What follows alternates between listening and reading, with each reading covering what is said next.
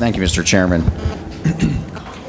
I wanted to first thank the prime sponsor of this legislation. When I first campaigned to run for public office, one of the things that I ran on was to try to rectify what I and my constituents saw as a great inequity in what benefits were offered, pension benefits were offered to private sector employees versus what pension benefits were offered to public sector employees. Many people start this discussion believing that, pension benefits are something that went away for them a long time ago, and that it was incumbent upon them to save throughout their career substantial amounts of money so that they could retire. Out of their salary, save. I think we've gotten away from that in many ways for how we treat public sector employees.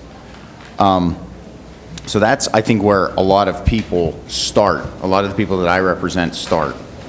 We've heard a little bit about how this plan is bad for employees, and I just wanted to talk real quickly about how it's good for employees.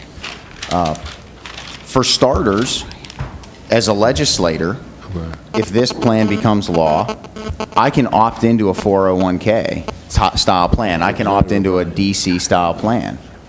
I think that's important. That's what I want to do. It's a personal decision.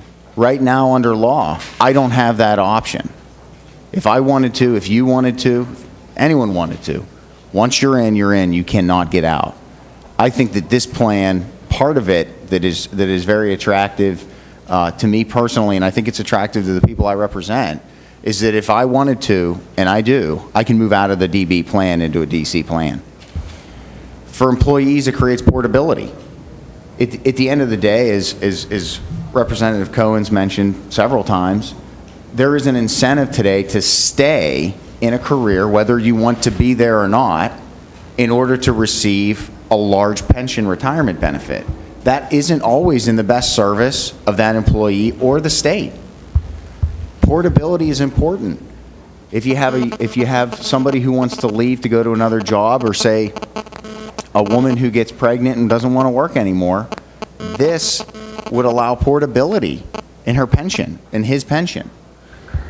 I think that it's so easy to overlook the benefits because you just flat out disagree with changing from a DB plan, that it overshadows the great benefits that are created for employees and that are created for the taxpayers.